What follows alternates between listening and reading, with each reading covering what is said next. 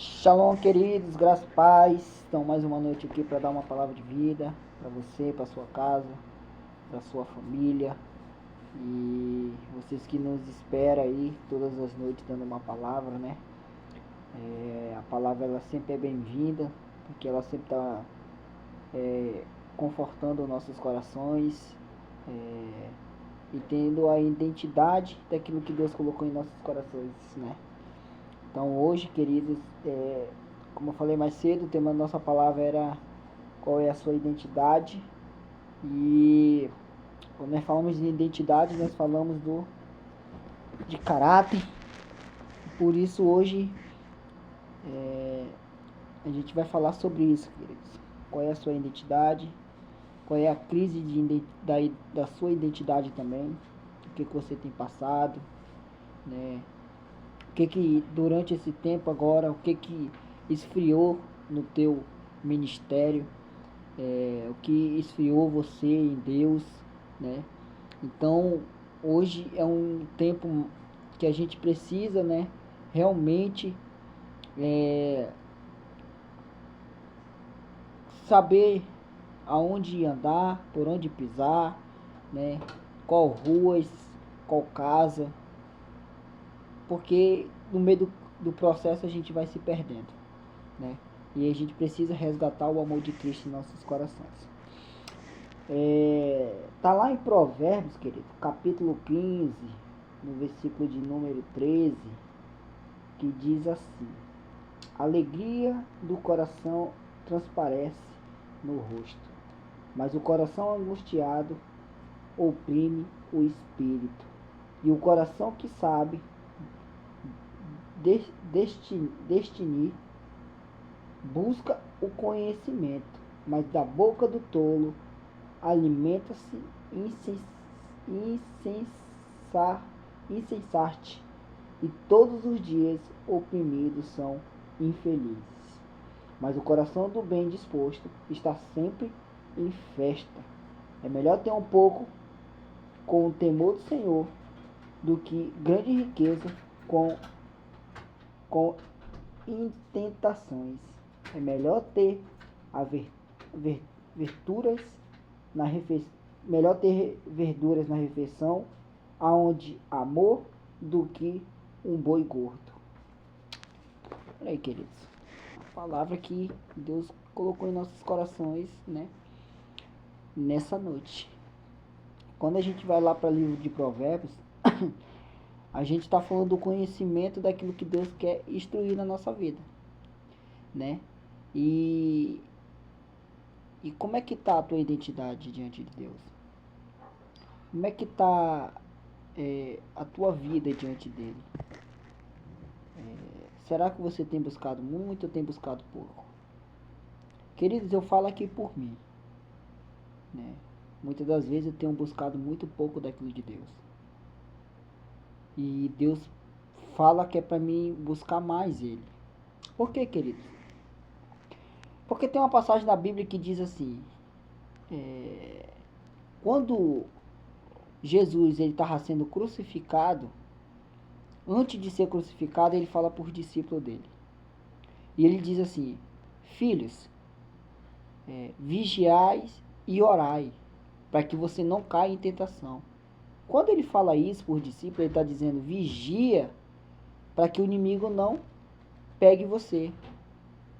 Só que naquele momento, eles não estavam vigiando. Naquele momento, eles estavam dando atenção para outras coisas, em vez de ter dado atenção para o mestre. E aqui Jesus ele quer relatar isso em nossas vidas, que nós devemos prestar atenção naquilo que Deus está falando. Mas muitas das vezes a gente está escutando outras vozes, mas não está escutando a voz atual, a voz do autor, que é Jesus. A voz do nosso bom pastor. Por quê? Porque o nosso pastor, queridos, todos os dias ele nos convence de que a gente não tem que fazer coisas erradas. Mas muitas das vezes a gente fazemos, e muitas das vezes fazemos consciente e nem consciente. Porque quando nós fazemos inconsciente, beleza, mas quando a gente faz consciente daquilo que é errado e a gente pratica, sabe, o Espírito Santo aqui, como diz aqui, o Espírito Santo, ele se afasta. Tá aqui, ó. Ele diz, ó, mas o coração angustiado oprime o espírito. O que é oprimir o espírito? É você não dar uma atenção para o Espírito Santo quando o Espírito Santo fala contigo. Esses dias minha mulher ligou para um colega nosso, para ele ir para a rede jovem com a gente. Eu tinha falado com ele à tarde, e eu sei que ele vai assistir isso aqui. Quando foi à noite, a gente recebeu a ligação. Né? Eu tinha chamado ele para a igreja, ele falou ali que não ia e tal. E nessa mesma noite ele sofreu um acidente. Né? Quebrou a clavícula, se eu não me engano. Fez a cirurgia, graças a Deus está tudo bem com ele. Mas naquela hora ele negou. Ele não quis ir. Né? E ele podia ser, né, livrado. Era para ter sido ali um livramento. Mas é isso, querido. Muitas das vezes a gente não obedecemos à voz do Espírito. E por a gente não obedecer, a gente acaba falhando. Mas a palavra do Senhor diz que o Espírito Santo ele é misericordioso. Por que eu digo para vocês isso, querido? Porque quando a gente pecamos, a vontade de Deus é matar, fulminar. Mas tem aquele cara que pagou alto preço por nós. Quem? Que é Jesus. E aí ele estende a mão para Deus ali e ele fala, não, pai, ei, lembra, pai, que eu paguei o preço por eles? Lembra, pai, que eu morri por eles? E aí Jesus vem, né, Deus vem com a sua misericórdia e não mata. E dá mais uma oportunidade, dá mais uma chance. E Deus vai dando chance, vai dando oportunidade, mas você também tem que entender que a oportunidade de Deus para a tua vida, ele está acrescentando muito mais na tua vida do que querer tirar. Mas tem uma hora que Deus também ele tira a mão, queridos. Mas por que eu estou falando isso para vocês que Deus tira a mão? Porque se a gente for lá na passagem de Jó, Deus permite que Satanás toque na vida de Jó. Mas não permite que mata a Jó. Mas tire todas as pessoas que você ama. Será que não está acontecendo isso com a tua família? Será que não está acontecendo isso com você?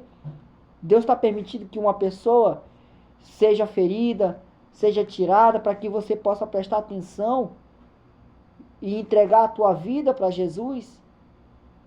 Que através de você, você vai ser um canal de bênção para sua família, aonde você vai ganhar todos eles. Então, a gente tem que compreender e entender o chamado de Deus. Entenda, queridos, que a gente está nesse mundo impuro. Nós estamos, isso é uma chave, tá, querido? Nós estamos nesse mundo impuro, porém, a gente não permanecemos nesse mundo sujo. A gente não permite ficar nesse mundo sujo. Tá bom? Porque esse mundo aqui, ele nos traz dor, tristeza. Entendeu? Então, não vá pensando, querido, que esse mundo aqui é nosso. Não é. Esse mundo aqui, todo mundo sabe. Eu tô cansado de falar isso aqui. Esse mundo aqui já é do diabo. Esse mundo aqui já é, né, do maligno. Né? E então, a gente não permanecemos aqui nesse mundo como impuro. A gente permanecemos aqui nesse mundo, mas para a gente fazer, né, o propósito de Deus. Quando se cumpre o propósito de Deus, Deus vai, recolhe, leva a gente. Então, querido, você tem que rever os seus propósitos. Qual é o propósito que você está fazendo? Será que o propósito que você está fazendo é com o mundo ou é com Deus? Muitas das vezes a gente está fazendo com o mundo e não estamos fazendo para Deus. Quando Jesus estava diante de Deus, Deus mostrou para ele todas as coisas. Ele mostrou para Jesus como poderia vencer o pecado, como poderia vencer o mundo. Então, tudo que nós passamos aqui, querido, presta atenção, tudo que nós passamos aqui, Jesus passou também. E Jesus foi mais atentado ainda. Tá bom? Porque Deus mostrou para ele, ó, tá vendo aquele rapaz ali? Ali se chama crise de depressão. Ali se chama crise de identidade. Crise de opressão. Sabe? Aquele homem ali, ele é perturbado naquela área. Então, Jesus foi perturbado, mas ele venceu. E é o nosso maior modelo de vida. Então qual é a sua identidade, querido? Ser ladrão? Ser mentiroso? Ser cachaceiro? Ser imoral? Ou tirar a vida de pessoas inocentes? Essa é a tua identidade? Será que não dá para mudar a tua identidade? Basta você querer. Basta você conhecer o Jesus como o único salvador da sua vida. Tá bom, queridos? Queridos, a palavra de hoje é essa. Tá bom? Amanhã a gente voltamos com mais uma palavra em nome de Jesus. Mas eu vou deixar um recadinho aqui para vocês. Segunda-feira agora, queridos. Nossa célula de aliança. Tá bom? Aqui na minha casa. Tá bom? E da minha esposa. Rua Tobias Barreto, número 7. E eu conto com você para nossa célula, tá bom? Fique com Deus, que Deus abençoe em nome de Jesus. Até amanhã, tamo junto.